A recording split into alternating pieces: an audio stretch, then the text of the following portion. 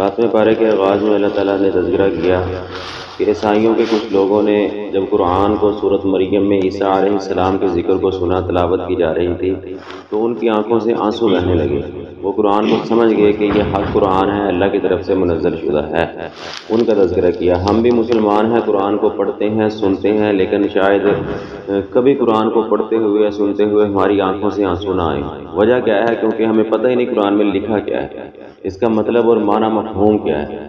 یہ اس کو ترجمے کے ساتھ پڑھنا چاہیے اور اپنی اولاد کو بھی پڑھانا چاہیے۔ اللہ کی طرف سے یہ پیغام ہے، اللہ نے ہمیں اپنی زندگی گزارنے کے احکامات بتلائے ہیں، اس کو پڑھنے کے ساتھ ساتھ اس کو سمجھنا بھی ضروری ہے۔ قسم کی اقسام بیان کی، پہلے بھی بیان کی جا چکی ہیں کہ قسم کی 3 قسمیں ہیں: قسم لغو، قسم غموس اور قسم منعقدہ۔ قسم لغو کہتے ہیں جو بات بات پہ قسم اٹھائی جاتی ہے، جس کا کسی کی عادت بن جاتی ہے قسم اٹھانے کی، اس کا کوئی مواخذہ نہیں ہے اللہ کے یہاں۔ قسم غموس کہتے ہیں جو ارادتاً انسان کو پتہ ہوتا ہے کہ میں جھوٹی قسم اٹھا رہا ہوں، کسی کو دھوکہ دینے کے لیے قسم اٹھا رہا ہوں۔ اس قسم اگر کسی نے ایسی قسم اٹھائی ہے تو وہ سچے دل سے اللہ سے توبہ کرے گا، اللہ سے معافی مانگے گا۔ قسم منعقدہ کہتے ہیں کہ انسان اپنے کام کی پختگی کے لیے، کام کے پختہ ارادے کے لیے قسم اٹھاتا ہے کہ اللہ کی قسم میں ایسے کروں گا۔ اگر وہ اس نے ایسے کیا تو ٹھیک ہے، اس کی قسم پوری ہو گئی، لیکن اگر وہ اپنی قسم پوری نہ کر سکا تو پھر اس کو اس قسم کا کفارہ دینا پڑے گا۔ گردن آزاد کرانا وہ تو نہیں ہے، 10 مسکینوں کو کھانا کھلانا یا ان کو کپڑے پہنانا، اگر یہ نہ کر سکے تو پھر 3 روزے اس کو رکھنے پڑیں گے۔ شراب کی حرمت کے بارے میں بیان کیا۔ اس صورت میں آخری مرتبہ، تیسری مرتبہ شراب کو مکمل طور پر حرام کر دیا گیا۔ پہلے 2 مرتبہ پہلے بتایا کہ اس میں نفع کم ہے، نقصان زیادہ ہے، پھر کہا کہ جب تم شراب پی ہو تو نماز کے قریب مت جاؤ، تو پھر اس صورت میں آگے کہہ دیا کہ شراب اور جوا اور انصاب یعنی آستانوں پر ذبح کرنا چیزیں، یہ شیطانی عمل ہے، اس سے بچ جاؤ۔ تو یہاں شراب کی حرمت نازل ہو گئی۔ تو اس سے یہ ثابت ہوتا ہے کہ کوئی بھی چیز جو کسی کی بہت زیادہ عادت بن چکی ہو، اس کو یکدم ختم نہیں کیا جا سکتا۔ عرب کے اندر شراب اس قدر زیادہ رواج پا چکی تھی، ہر کھانے کے ساتھ، ہر مشروب، ہر جگہ پہ شراب کا رواج تھا، تو اللہ تعالیٰ نے ان کو یکدم شراب حرام نہیں کی، بلکہ آہستہ آہستہ 3-4 سٹیپس کے اندر ان کو شراب کی حرمت پہ لے کے آئے، اور آخر میں جا کے شراب حرام۔ جب حرام کی تھی تو اس وقت بھی مٹکوں کے مٹکے شرابوں کے بھرے ہوئے تھے، جو صحابہ نے گلیوں کے اندر انڈیل دیے تھے، اس قدر وہ شراب کے زیادہ عادی تھے۔ کوئی اگر خاص طور پہ بچوں کے اندر بعض عادتیں بہت زیادہ رائج ہو جاتی ہیں تو ان کو یکدم ختم نہیں کیا جا سکتا، آہستہ آہستہ ان کو ختم کیا جائے گا، جس طرح اللہ نے ان کو شراب آہستہ آہستہ ختم کی تھی، حرام کی تھی ان پر۔ اللہ نے کہا کہ حرام پاک اور ناپاک کبھی برابر نہیں ہو سکتے، یعنی کہ اگرچہ ناپاک بہت زیادہ بھی ہو، تمہیں اچھا بھی لگے، تو پھر بھی اللہ کے ہاں اس کی کوئی قدر و قیمت نہیں ہے۔ مطلب کہ حلال کھا لو، تھوڑا کھا لو بجائے حرام کھانے کے۔ تو حلال کھانا چاہیے انسان کو، کسی کو دھوکہ دیے بغیر، جھوٹ بولے بغیر، کاروبار کے اندر اللہ کے احکامات کے مطابق ہو، تو تھوڑا ہو جائے تو وہ اللہ کو زیادہ پسند ہے، بجائے کسی کو دھوکہ دے کے جھوٹ فریب کے ساتھ زیادہ کما لینا۔ اللہ کہتا ہے اس کی کوئی قدر و قیمت اللہ کے یہاں نہیں ہے، اللہ کسی اور نقصان کے ذریعے وہ نکلوا دیتا ہے۔ عیسیٰ علیہ السلام کے معجزات کا ذکر کیا کہ عیسیٰ علیہ السلام کو اللہ نے بہت سے معجزے دیے تھے۔ وہ مٹی کا پرندہ بناتے تھے، اس کے اندر پھونک مارتے تھے تو وہ اصلی پرندہ بن کے اڑ جاتا تھا۔ پھر برس والا جو مریض تھا اس کو ہاتھ پھیرتے تھے، وہ ٹھیک ہو جاتا تھا۔ اگر پیدائشی نبینہ ہوتا تھا، اس کی آنکھوں پہ ہار پھیرتے تھے، اللہ اس کی بنائی کو لٹا دیتا تھا۔ مردہ بڑا ہوتا تھا، اس کو کہتے تھے بھئی اٹھ جا اللہ کے حکم سے، تو وہ اٹھ جاتا تھا۔ ہر چیز کے آخر ساتھ اللہ تعالیٰ نے کہا بِإِذْنِ اللَّهِ بِإِذْنِ اللَّهِ، یہ ساری باتیں اللہ کے حکم سے تھی، اللہ تعالیٰ نے ان کو اختیارات دیے تھے، عیسیٰ علیہ السلام کو معجزات دیے تھے۔ پھر کہا کہ جب عیسیٰ علیہ السلام سے قیامت کے دن پوچھا جائے گا کہ عیسیٰ کیا تو نے ان کو شرک پر لگایا تھا؟ وہ کہیں گے نہیں۔ فلما توفیتنی، اے اللہ جب تو نے مجھے فوت کر دیا تھا تو اس کے بعد تو ہی ان پر نگہبان تھا۔ تو بعض لوگ کہتے ہیں دیکھو خود کہا عیسیٰ علیہ السلام نے کہ اللہ جب تو نے ہمیں فوت کر دیا تھا، تو تم کہتے ہو عیسیٰ علیہ السلام تو فوت نہیں ہوئے، تو اٹھائے گئے ہیں۔ پہلی بات یہ ہے کہ یہ قیامت کے دن میدان محشر میں سوال ہوگا، تو عیسیٰ علیہ السلام دوبارہ آئیں گے، زندگی گزاریں گے، یہودیوں سے قتال ہوگی، دجال کو ماریں گے، اور پھر ان کی وفات ہونی ہے۔ تو جب میدان معاشر میں بات چیت ہوگی تب تو وہ فوت ہو چکے ہوں گے، تو اس وقت وہ کہیں گے کہ اللہ جب تو نے فوت کیا تھا۔ دوسری بات یہ ہے کہ اگر یہ ان کی اپنی نبوت والی زندگی کے بارے میں بھی ہو تو وفات کا لفظ قرآن میں 3 معنوں کے لیے آیا ہے۔ پہلا معنی جو حقیقی وفات، جو ہر انسان فوت ہونا ہے، اس کے لیے بھی استعمال ہوا ہے، اور پھر اللہ نے قرآن میں وفات کا معنی رات کو سونے کے لیے جو انسان سوتا ہے اس کے لیے بھی استعمال کیا ہے کہ ہم ہر رات تم کو فوت کرتے ہیں، تمہاری روح کو نکال لیتے ہیں، حالانکہ سانسیں بھی چل رہی ہوتی ہیں، اور اللہ نے کہا کہ ہم تم کو فوت کرتے ہیں۔ تو رات کو جس انسان سوتا ہے اس کے لیے بھی فوت کا معنی ہے، اور عیسیٰ علیہ السلام کے لیے اللہ نے جسم کے ساتھ روح اور جسم دونوں کو آسمانوں پر اٹھا لینا، اس کے لیے بھی فوت کا معنی استعمال کیا ہے۔ تو پھر یہ یہ اس معنی میں آئے گا کہ اللہ نے جب تمہیں جسم اور روح سمیت اٹھا لیا تھا تو اس کے بعد تو ہی ان کے اوپر نگہبان تھا۔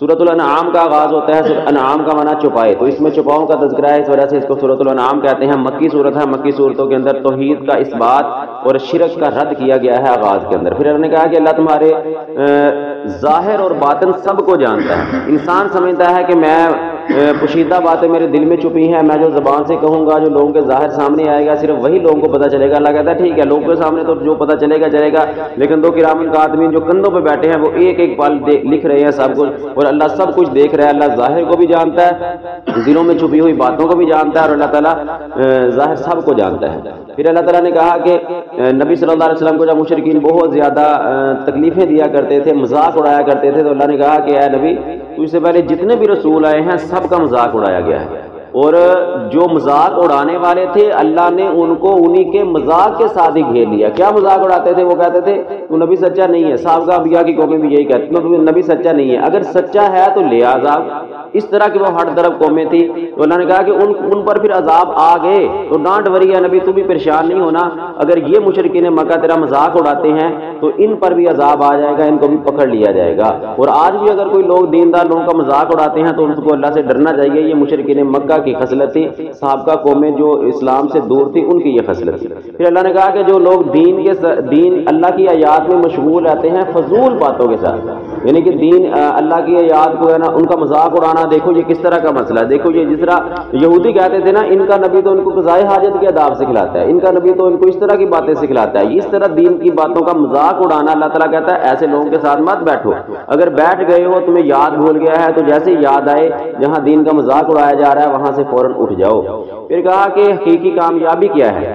جس بندے سے عذاب کو پھیر لیا گیا، ہٹا لیا گیا اور اس پر اللہ کی رحمت نازل ہو گئی، یہ ہے واضح کامیابی۔ انسان سمجھتا ہے کہ دنیا میں انسان بہت اچھی پوسٹ پر پہنچ جائے، بہت اچھا کاروبار بن جائے، بہت پیسہ کمانا شروع ہو جائے، زمین جائیداد بن جائے تو یہ کامیابی ہے۔ یہ کامیابی ہے، اس میں کوئی شک نہیں ہے، لیکن یہ کامیابی فانی ہے۔ جب تک انسان کی سانسیں چل رہی ہیں اس وقت تک یہ کامیابی ہے۔ جیسے جتنا مرضی بڑا کامیاب ہو اس کو موت کے ساتھ ملٹیپلائی کرو =0 تو وہ سب زیرو ہو جاتا ہے، ختم ہو جاتا ہے۔ حقیقی کامیابی کیا ہے کہ قیامت کے دن اللہ تعالیٰ کی رحمت نازل ہو جائے، انسان عذاب سے بچا لیا جائے، یہ حقیقی کامیابی۔ پھر اللہ تعالیٰ نے نبی صلی اللہ علیہ وسلم کو مخاطب کر کے کہا کہ اے نبی اگر تجھے ہم نقصان پہنچانا چاہے تو کوئی ہٹا نہیں سکتا، اور اگر ہم تجھے خیر پہنچانا چاہیں تو کوئی اس کو بھی روک نہیں سکتا۔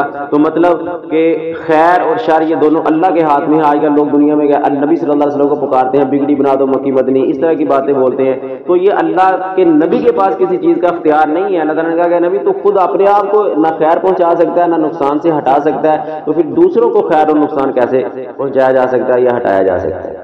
پھر فرمایا کہ انما حیات الدنیا لعب و لہو، دنیا کی زندگی کھیل تماشا ہے۔ یہ انسان سمجھتا ہے کہ میں یہاں ہمیشہ شاید بیٹھا رہوں گا یا میرے پاس بڑا کچھ ہے، میں یہ کر لوں گا وہ کر لوں گا۔ اللہ کہتا ہے نہیں، یہ صرف کھیل تماشا ہے۔ جیسے انسان کی سانسیں ختم ہوں گی تو سب کچھ ختم ہو جائے گا۔ دنیا کی مثال دی کہ انسان سمندر کے اندر اپنی انگلی کو ڈبوئے باہر نکالے، وہ جو انگلی کے ساتھ لگنے والا تھوڑا سا پانی ہے یہ دنیا ہے، اور جو سمندروں کا پانی لامحدود یہ آخرت ہے۔ انسان دیکھے کہ میری تگ و دو کوشش زیادہ کس کے لیے، آخرت کے لیے ہے یا دنیا کے لیے۔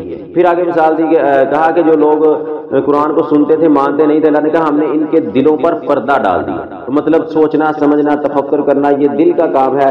دل آگے دماغ کو پیغام دیتا ہے، دماغ حرام مغز کو، اور پھر پوری باڈی کے اندر پیغام جاتا ہے۔ کہا کہ جانور اور پرندے جس طرح انسانوں کے قبیلے اور گروہ ہیں اسی طرح جانوروں اور پرندوں کے بھی گروہ اور قبیلے اور خاندان ہیں اسی طرح۔ ابراہیم علیہ السلام کا واقعہ بیان کیا۔ ابراہیم علیہ السلام نے جب معاشرے میں آنکھ کھولی تو کہا کہ او لوگو تم یہ بتوں کی پورا کرتے ہو، یہ تو بولتے نہیں ہیں سمجھتے نہیں ہیں، یعنی سوچا سمجھا۔ یہ نہیں ہے کہ بس جو جس نے کہہ دیا اس کے پیچھے لگ گئے، نہیں، اگر کسی نے کوئی بات کی ہے تو انسان کو سوچنا چاہیے، اپنے دل سے سمجھنا چاہیے کہ یہ بات صحیح ہے یا غلط ہے۔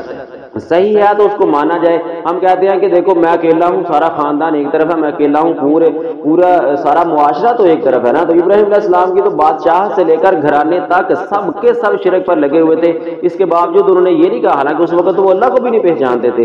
جب بعد میں جب انہوں نے سارا کچھ چاند دیکھا، سورج دیکھے، ستارے دیکھے، کہا یہ رب ہے یہ رب ہے یہ نہیں، پھر انہوں نے کہا نہیں میرا وہ رب ہے جس نے یہ سارا کچھ پیدا کیا۔ پھر اللہ کہتا ہے پھر ہم نے اپنا تعارف ابراہیم کو کرایا، اپنی پہچان ابراہیم علیہ السلام کو کرائی۔